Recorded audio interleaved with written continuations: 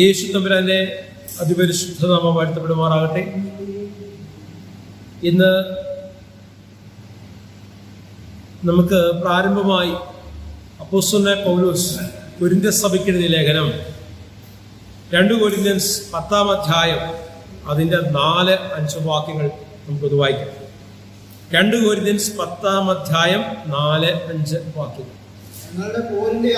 ഞങ്ങളുടെ പോരിന്റെ ആയുധങ്ങളോ ചെടികങ്ങളല്ല, കോട്ടകളെ ഇടിപ്പാൻ ദൈവസന്നിധിയിൽ ശക്തിയുള്ളവയത്രേ. കേട്ടോ, നമ്മുടെ ആയുധം എന്താ?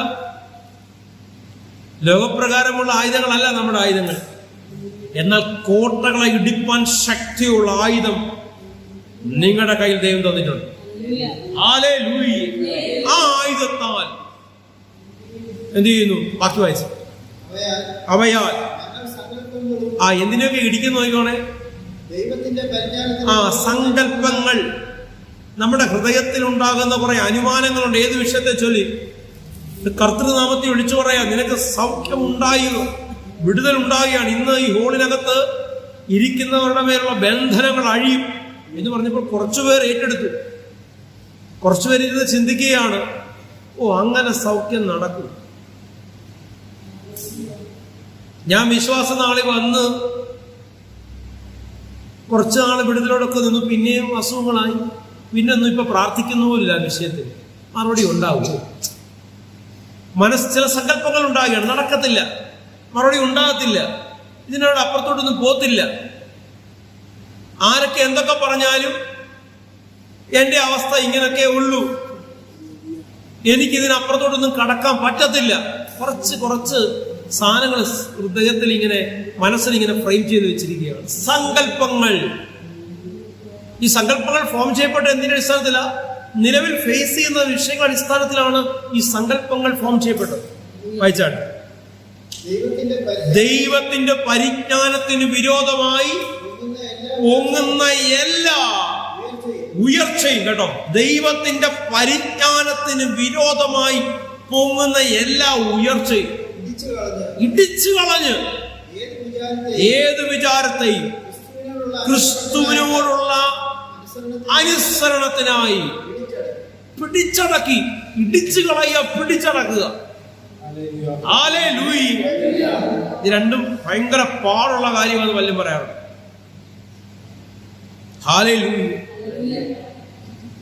ജഡത്തിന്റെ ചിന്ത അത് നന്മയല്ല. താൽക്കാലിക നന്മയെ നമുക്ക് തോന്നും, രസമാണെന്ന് തോന്നും, സന്തോഷമാണെന്ന് തോന്നുന്നു, പക്ഷേ അത് നാശത്തിലേക്കുള്ളതാണ്.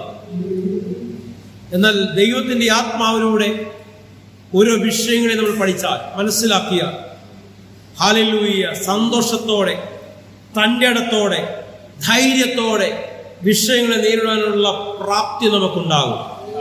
ഹല്ലേലൂയ. ചില വ്യക്തികൾ എന്നെ വിളിച്ചിട്ട് ഇപ്രകാരം പറഞ്ഞിട്ടുണ്ട്, ബിനുപാസ്റ്ററെ, എത്ര പ്രാർത്ഥിച്ചാലും എനിക്ക് അതിൽ നിന്നൊരു മറുപടി ഉണ്ടാകില്ല. കാരണം എന്റെ ഇന്ന ബലഹീനതകൾ മാറുന്നില്ല. അവനോട് കൊടുത്ത മറുപടി ഇത്ര ദിവസം ഉപവസിക്കുന്നു, ഇത്ര ദിവസം പ്രാർത്ഥിക്കണമെന്നൊന്നുമല്ല കൊടുത്ത മറുപടി. നിങ്ങളുടെ വിഷയങ്ങൾ, ആ ബലഹീനത എന്താണോ, ആ വിഷയങ്ങളല്ല, ബലഹീനത ആരുടെ മുമ്പിൽ സമർപ്പിക്കുക. അപ്പൊ എനിക്കിതിൻ്റെ അകത്തുനിന്ന് കരകയറാൻ പറ്റുന്നില്ല. അങ്ങയുടെ ആത്മാവിനാൽ എന്നെ നിറയ്ക്കണേ അപ്പ. എനിക്ക് ഈ മേഖലകളിൽ ജയം ഉണ്ടാകുവാൻ തക്കോണം എന്നെ പ്രാപ്തിയുള്ളവനാക്കി മാറ്റണമേ. വലിയ സാക്ഷ്യം കേൾക്കാൻ ഇവിടെ വന്നിട്ടുണ്ട്. ഹല്ലേലൂയ. കാരണം പ്രാപ്തനാക്കുന്നത് പരിശുദ്ധാത്മാവാണ്. എന്നെ കൊണ്ട് കഴിയത്തില്ലെന്ന് നീ പറഞ്ഞു. ദൈവമേ, അപ്പാ, പരിശുദ്ധാത്മാവെ, അങ്ങയുടെ സന്നിധി ഞാൻ ഈ വിഷയം സമർപ്പിക്കുകയാണെന്ന് നിന്റെ വായിൽ ഒരു സമർപ്പണത്തിന്റെ വാക്ക് പുറപ്പെട്ടോ, നിശ്ചയമായിട്ടും എന്റെ കർത്താവിന്റെ പ്രവൃത്തികൾ നിന്റെ ജീവിതത്തിൽ വെളിപ്പെടും. ഞാൻ ഒത്തിരി എഫോർട്ട് എടുത്തു, മറുപടിയില്ല. അതുകൊണ്ടാണ് മറുപടിയില്ല. നിന്റെ പരിശ്രമങ്ങളല്ല നിന്റെ ജയത്തിന്റെ അടിസ്ഥാനം. വിശ്വാസത്തിലായിരിക്കുന്നവന്റെ ജയത്തിന്റെ അടിസ്ഥാനം ക്രിസ്തുവിലുള്ള വിശ്വാസമാണ്. ഹല്ലേലൂയ. എന്റെ കഠിനമായ ശ്രമങ്ങൾ, ഞാൻ എത്ര ശ്രമിച്ചാലും ചില മേഖലകളിൽ കരകയറാൻ പറ്റത്തില്ല. പക്ഷേ എന്നെ കൈപിടിച്ച് നടത്തുന്നവൻ എന്നെ ആ വിഷയങ്ങൾക്ക് മുകളിലൂടെ നടത്തി അപ്രയത്തിക്കും. ബ്രാഹ്മ്യം പറഞ്ഞാട്ട്.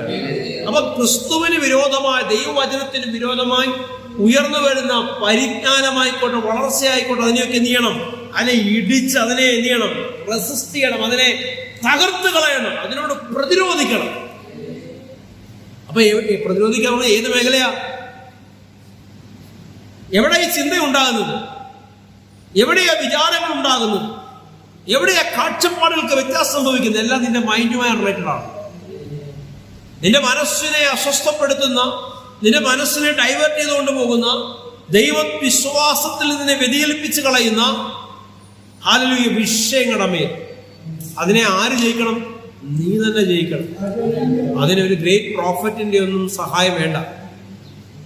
ജയിക്കുവാൻ നിനക്ക് കഴിയും. പരിശുദ്ധാത്മാവേ, ഇതാ വിഷയങ്ങൾ അങ്ങനെ മുമ്പാകെ സമർപ്പിക്കുകയാണ്.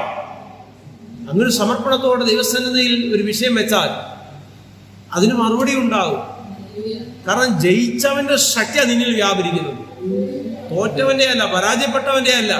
നിന്നെ കുടുക്കിക്കളയുമെന്ന്, അല്ലെങ്കിൽ നിന്നെ അപായപ്പെടുത്തിക്കളയുമെന്ന്, ഹല്ലേലൂയ, അല്ലെ നിന്റെ ഇന്ന മേഖലകളെ നിയമപരമായി ആയിക്കോട്ടെ, ഏത് തലത്തിലായിക്കോട്ടെ, അല്ലെ വളഞ്ഞ മാർഗങ്ങളിലായിക്കോട്ടെ, ഏതെങ്കിലും തലത്തിൽ നിന്നെ ബന്ധിച്ചു കളയുമെന്ന് വാദിക്കുന്ന സംവിധാനങ്ങളുടെ ആ വാക്കല്ല നീ വിശ്വസിക്കേണ്ടത്.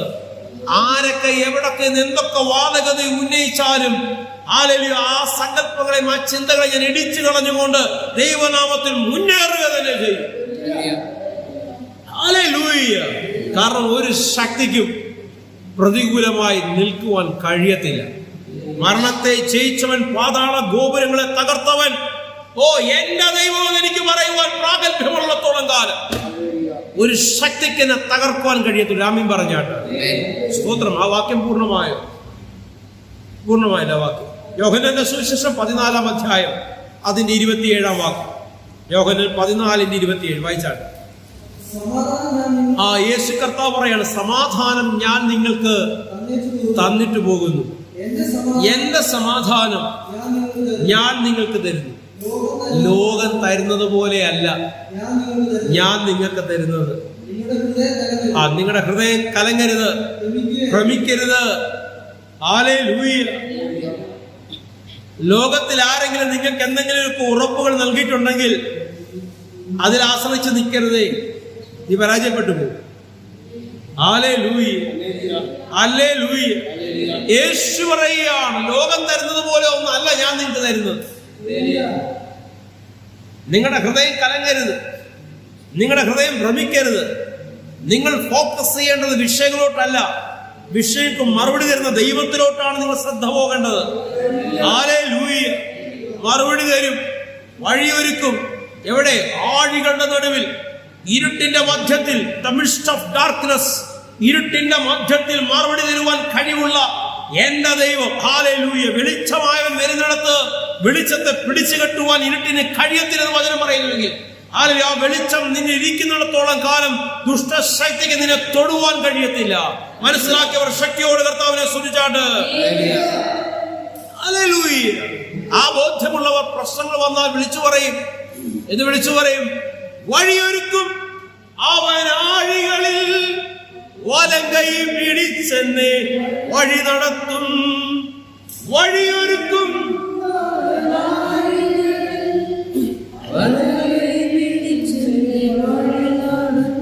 ഓ വാതിലുകൾ പലതും അടഞ്ഞിടിലും വല്ലവൻ പുതുവഴി തുറന്നിടുമേ. വാതിലുകൾ പലതും അടഞ്ഞിടിലും വല്ലവൻ പുതുവഴി തുറന്നിടുമേ. എനിക്കായി കരുതും അവൻ ഓ കഷ്ടങ്ങളിൽ നല്ല തുണയേശു. കണ്ണുനീരവൻ തുടയ്ക്കും. ഓ കഷ്ടങ്ങളിൽ നല്ല തുണയേശു, കണ്ണുനീരവൻ തുടയ്ക്കും. ലോകം പറയാ, അതാ വാതിലടഞ്ഞു, അതാ വാതിലടഞ്ഞു. നീ മുന്നോട്ട് ചലിക്കുന്നിടത്തെല്ലാം തടസ്സങ്ങളാണ്. മറുപടി ഉണ്ടാകുകയില്ല. തന്റെ അടുത്തോടെ പറയുന്നതിന് മുമ്പ് ഇത് വിളിച്ചു പറയാൻ എന്താണ്? ഏതൊക്കെ വാതിലടഞ്ഞാൽ എന്റെ ദൈവം എനിക്ക് വേണ്ടി വാതിലിനെ തുറക്കുവാൻ കഴിവുള്ളവനാണ്. അവൻ അടച്ചാൽ ആർക്കും തുറക്കാൻ കഴിയില്ല, അവൻ തുറന്നാൽ ആർക്കും അടയ്ക്കാൻ കഴിയില്ല. ആർക്കും അടയ്ക്കാൻ പറ്റാത്ത തലത്തിൽ നിങ്ങൾക്ക് വേണ്ടി ചില വാതിലുകൾ തുറക്കപ്പെടട്ടെ.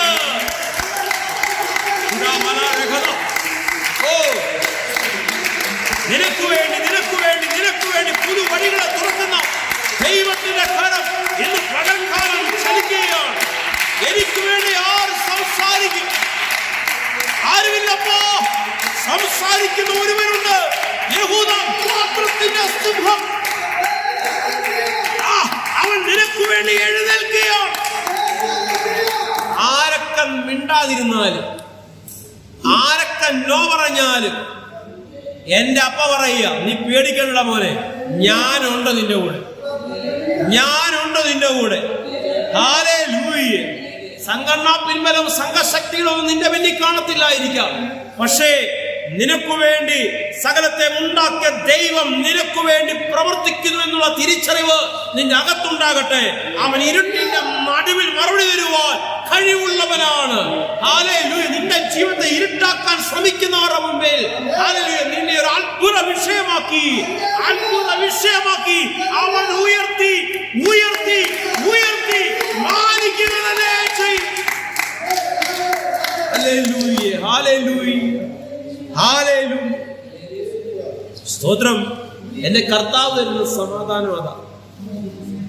അത് ലോകം തരുന്നത് പോലെയല്ല. ലോകം പ്രശ്നങ്ങളോട്ട് നോക്കാൻ നമ്മളെ പ്രേരിപ്പിക്കും. എന്നാലും നോക്കാം, മറുപടി കുറവാ. നോ, ആരും മറുപടി ഇല്ലെന്ന് പറഞ്ഞാൽ വചനം പറയുന്നു, എനിക്ക് വേണ്ടി എന്റെ ദൈവം വഴി തുറക്കും.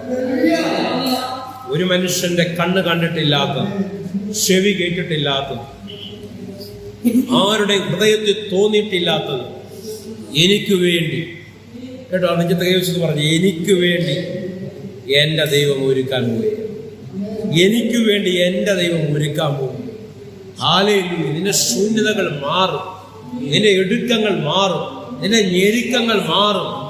പലരുടെ മുമ്പിൽ പല ഘട്ടങ്ങളിൽ തലകുനിഞ്ഞ് നിൽക്കേണ്ട സാഹചര്യങ്ങൾ ഉണ്ടായിട്ടുണ്ടോ? ആ അവസ്ഥയ്ക്കൊരു മറുപടി ഉണ്ടാകാൻ പോവുകയാണ്. സ്തോത്രം. ഞാൻ കാണുന്നതിനെയല്ല വിശ്വസിക്കുന്നത്, കാണാത്തൊരു മണ്ഡലത്തിൽ വിശ്വസിക്കുകയാണ്. അവിടുന്ന് എനിക്ക് വഴി തുറക്കും. ഹല്ലേലൂയ. എബ്രായർ 13-ാം അധ്യായം അതിന്റെ 6-ാം വാക്യം വായിച്ചാൽ. എബ്രായർ 13-ന്റെ 6 വായിച്ചാൽ. എബ്രായർ 13-ാം അധ്യായം 6-ാം വാക്യം. ആകയാൽ കർത്താവ് എനിക്ക് തുണ, ഞാൻ പേടിക്കയില്ല. കർത്താവ് എനിക്ക് തുണ. ഒന്ന് പറഞ്ഞേ, യേശു കർത്താവ് എനിക്ക് തുണ. ആമീൻ പറയാനല്ല പറഞ്ഞത്, ഒന്ന് പറഞ്ഞു, അതുപോലെ ഒന്ന് പറഞ്ഞേ, യേശു കർത്താവ് എനിക്ക് തുണ, ഞാൻ ആരെയും പേടിക്കയില്ല. അങ്ങനെ അങ്ങോട്ട് പറഞ്ഞു. ഹല്ലേലൂയ. മനുഷ്യൻ എന്നോട് എന്ത് ചെയ്യുവാൻ കഴിയും?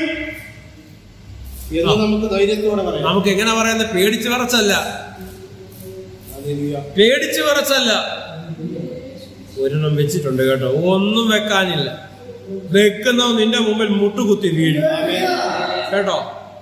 നിനക്കിട്ട് വെക്കുമെന്ന് വാദിക്കുന്നത് നിന്റെ മുന്നിൽ തന്നെ മുട്ടുകുത്തി വീഴും. കാരണം ഒറ്റ വാക്കുകൊണ്ട് സർവത്തിനും ആധാരമായ വചനമായ ദൈവം നിന്റെ അകത്തിരിക്കുന്നു. വചനം എന്റെ സമീപം, വചനം എന്റെ വായിൽ, എന്റെ നാവിൽ. നീ പറഞ്ഞു വിട്ടാൽ നടക്കുമെന്നേ. അവനോട് ധൈര്യത്തോടെ പറയണം. എങ്ങനെ പറയണ്ടേ? ശത്രുവിന്റെ ബലം കണ്ട അതേ ബലത്തെ വർണ്ണിക്കാനല്ല. എന്നോ ഭയങ്കര സംഭവമായത്. യഹൂദ ജനങ്ങൾ ഒന്നിലംഗം പറഞ്ഞു, ഇസ്രായേൽ ജനം ഒന്നിലംഗം പറഞ്ഞു, ഇവന്റെ സൈസ് കണ്ടു. എന്നൊരു സൈസ്, ഇവനോട് എങ്ങനെ നേരിടും, ഇവന്മാരോട് എങ്ങനെ നേരിടും? അതിന്റെ മുന്നിൽ നിൽക്കുന്നവന്റെ വലിപ്പം കണ്ടു. പക്ഷെ ഒരു ആട്ടിടയനായവൻ അവൻ മുന്നോട്ട് ചലിക്കുകയാണ്. താനിട്ട ലോകം ചാർത്തി തന്ന പടച്ചട്ടയൊക്കെ ഇട്ടപ്പോൾ തനിക്ക് ചലിക്കാൻ പറ്റുന്നില്ല. ലോകം തരുന്ന പടച്ചട്ട കൊണ്ട് ചലിക്കാൻ പറ്റത്തില്ല കേട്ടോ. ദൈവം തരുന്ന ശക്തി കൊണ്ട് നീ മുന്നോട്ട് ചലിച്ചാൽ നിന്റെ മുന്നിൽ മുട്ടുമടക്കാത്ത ഒരു സംഭവമില്ലെന്നേ. നീ കാണേണ്ടവനെ കണ്ടാൽ, കാണേണ്ട രീതിയിൽ കണ്ടാൽ, അറിയേണ്ട രീതിയിൽ അറിഞ്ഞാൽ അവന്റെ പ്രവർത്തി നിന്റെ ജീവിതത്തിൽ വെളിപ്പെടുക തന്നെ ചെയ്യും. അവൻ നമുക്ക് ധൈര്യത്തോടെ പറയാം, നമ്മുടെ ദൈവം നമുക്ക് അനുകൂലമായി നിൽക്കുന്നു. രാമ്യം പറഞ്ഞ 1 യോഹന്നാൻ 4-ാം അധ്യായം 17-18 വാക്യം. യോഹന്നാന്റെ ലേഖനം 1 യോഹന്നാൻ 4-ാം അധ്യായം 17-18 വാക്യം വായിച്ചാൽ. ന്യായവിധി ദിവസത്തിൽ നമുക്ക് ധൈര്യം ഉണ്ടാകും. ഇതിനാൽ സ്നേഹം നമ്മോട് തികഞ്ഞിരിക്കുന്നു. ന്യായവിധി ദിവസത്തിൽ ധൈര്യത്തോട് നിൽക്കേണ്ടതിന് സ്നേഹം നമ്മോട് തികയും. എന്താ ഈ സ്നേഹം? വായിച്ചു. പോലെ ഈ ലോകത്തിൽ നാമും ഇരിക്കുന്നു. സ്നേഹത്തിന് ഭയമില്ല. ഭയത്തിന് ദണ്ഡനമുള്ളതിനാൽ തികഞ്ഞ സ്നേഹം ഭയത്തെ പുറത്താക്കുന്നു. എന്തിനെങ്കിലും പേടിച്ചാണോ ഇരിക്കുന്നത്? ഏതെങ്കിലും വിഷയത്തെ ചൊല്ലി പേടിച്ചാണോ ഇതിനകത്തിരിക്കുന്നത്? കർത്താവ് പറയാ, മാറട്ട ഭയം. എന്നെ നീ അറിഞ്ഞാൽ, എന്നെ നീ ശരിയാവണം അറിഞ്ഞാൽ നിന്റെ ഭയം നീങ്ങിമാറും. കാരണം എന്റെ ദൈവം അറിയാതെ എനിക്കൊന്നും സംഭവിക്കില്ലെന്നുള്ള ബോധം നിന്നെ ബലപ്പെടുത്തും. ഒരു അധ്യായത്തിലെ ഒരു വാക്യം കൂടെ നമുക്ക് വായിച്ച് ദൈവസരിസരണപ്പെടും ഞാൻ ആഗ്രഹിക്കുകയാണ്. ആ വാക്യം പൂർണ്ണമായ വായിച്ചാണ്. ഭയപ്പെടുന്നവൻ സ്നേഹത്തിൽ തികഞ്ഞവനല്ല. ഫിലിപ്പിയൻസ് 4-ാം അധ്യായം 4-4 വളരെ സുപരിചിതമായ വാക്യമാണ്. ഫിലിപ്പിയൻസ് 4-4 വായിച്ചാൽ. കർത്താവിലെപ്പോഴും സന്തോഷിപ്പീൻ. ക്രിസ്തീയ ജീവിതം എന്ന് പറയുന്നത് തന്നെ സന്തോഷത്തിന്റെ ജീവിതം. നിങ്ങൾ കരഞ്ഞുകൂവി അലമുറയിട്ട് അയ്യോ പോയേന്നും പറഞ്ഞ് നശിച്ച് തകർന്നേന്നും പറഞ്ഞ് നിലവിളിക്കുന്ന കണ്ട് സന്തോഷിക്കുന്ന ഒരു വിഷാദ രോഗിയല്ല ഞാൻ സേവിക്കുന്ന എന്റെ ദൈവം. നിന്റെ സന്തോഷം കണ്ട് സന്തോഷിക്കുന്നവൻ, നിന്റെ കണ്ണുനീരിനെ തുടച്ച് നിന്നെ കണ്ണീരിന്റെ സ്ഥാനത്ത് നൃത്തത്തിലൂടെ കടത്തിവിട്ട് വലിയൊരു ആഘോഷത്തിലേക്ക് നിന്നെ കൈപിടിച്ചുയർത്തുന്നവൻ, ആനന്ദ തൈലം കൊണ്ട് നിന്നെ നിറയ്ക്കുന്നവൻ. എന്താ ഞാൻ പറഞ്ഞത്? കണ്ണീര് കൊണ്ട് നിറയ്ക്കുമെന്നല്ല പറഞ്ഞത്, ആനന്ദ തൈലം കൊണ്ട് നിന്നെ നിറയ്ക്കുന്നവൻ. ആ ബോധ്യത്തിൽ അപ്പോസ്തലനായ പൗലോസ് ഫിലിപ്പിയ സഭയ്ക്ക് ലേഖനം എഴുതുകയാണ്. എന്താണ് എഴുതുന്നത്? സന്തോഷിപ്പീൻ, കർത്താവിലെപ്പോഴും സന്തോഷിപ്പീൻ. ഏത് പ്രതികൂലം വന്നാലും ചിരിച്ചുകൊണ്ട് നേരിടാൻ നമുക്ക് കഴിയണം. പലപ്പോഴും നമുക്ക് കഴിയാതെ വരും, പലപ്പോഴും നമുക്ക് പറ്റാതെ വരും. എന്താ പറ്റാതെ വരുന്നത്? മനസ്സ് പറയുകയാണ്, വേണ്ടപ്പെട്ടവർ പറയുകയാണ്, സ്വന്തക്കാർ പറയുകയാണ്, കുടുംബത്തിലുള്ളവർ പറയുകയാണ്, എങ്ങനെ ഞാൻ ഈ മതിൽ ചാടിക്കടക്കും? പറ്റത്തില്ല, നടക്കത്തില്ല, നിങ്ങളെ കൊണ്ട് പറ്റത്തില്ല, ഇനി എങ്ങനെ പോകും? ഈ ചോദ്യങ്ങൾ ശരവർഷം പോലെ അല്ലെ, എന്താ ഇടതളമില്ലാതെ ഗിജിഗിജാന്നങ്ങോട്ട് അടിച്ചു വിടുമ്പോൾ ഉത്തരം കിട്ടാതെ പകച്ചു നിൽക്കുന്ന പല ഘട്ടങ്ങളും വിശ്വാസജനത്തിന് ഉണ്ടാകാറുണ്ട്. പക്ഷേ ഇന്ന് അതിനെ പൊട്ടിക്കാൻ, അതാണ് നിങ്ങളുടെ സങ്കല്പങ്ങളിൽ ഉണ്ടായിരുന്ന ആ ഉയർച്ച, ദൈവ പരിജ്ഞാനത്തിന് വിരോധമായി ഉണ്ടാകുന്ന സകല ഉയർച്ചകളെയും എന്ത് ചെയ്യണം? ഇട്ടിച്ച് ഇല്ലായ്മ ചെയ്യേണ്ടത് കേട്ടോ. അതിനെ വളരാൻ അനുവദിക്കരുത്. ഹല്ലേലൂയ. ദുഷ്ടന്റെ ആലോചന പ്രകാരം ചലിക്കുന്നവർ പറയുന്ന വാക്കല്ല നിന്റെ അവസാനത്തെ വാക്ക്. ഹല്ലേലൂയ. എന്റെ തമ്പുരാൻ നിന്നെ കുറിച്ച് എന്തു പറയുന്നു, അതാണ് നീ ശ്രദ്ധിക്കേണ്ടത്, അല്ലേ? ഹല്ലേലൂയ. ഓക്കെ, അത് 4 പൂർണ്ണമായല്ലോ. 6-ാം വാക്യം, അതിന്റെ 6-ാം വാക്യം, 4-6. ഒന്നിനെ കുറിച്ചും വിചാരപ്പെടരുത്, എല്ലാത്തിലും പ്രാർത്ഥനയാലും അപേക്ഷയാലും നിങ്ങളുടെ ആവശ്യങ്ങൾ സ്തോത്രത്തോടുകൂടെ ദൈവസന്നിധിയിൽ സമർപ്പിക്കുക അത്രേ വേണ്ടിയത്. എന്ന് പറഞ്ഞാൽ എന്താ? മറുപടി വന്നു കഴിഞ്ഞു. ദൈവസന്നിധി ഞാൻ സമർപ്പിച്ചപ്പോഴേ മറുപടി വന്നു എന്ന വിശ്വാസത്തോടെ നീ സമർപ്പിക്കുക. പിശാച് പറയാൻ നോക്കടാ, എവിടാ മറുപടി? കണ്ടോ, അക്കമിട്ട് കാണി, കണ്ടോ പ്രതികൂലങ്ങൾ പൊങ്ങുന്ന കണ്ടോ? നോ, മറുപടി വരും. അവന്റെ ബലമുള്ള കൈക്കീഴിൽ നീ താണിരുന്നാ മതി. മറുപടി വരുവന്നേ, മറുപടി വരുവന്നേ. ദുഷ്ടം പറയുന്ന വാക്കിനെയല്ല കേൾക്കേണ്ടത്, ദൈവവചനം.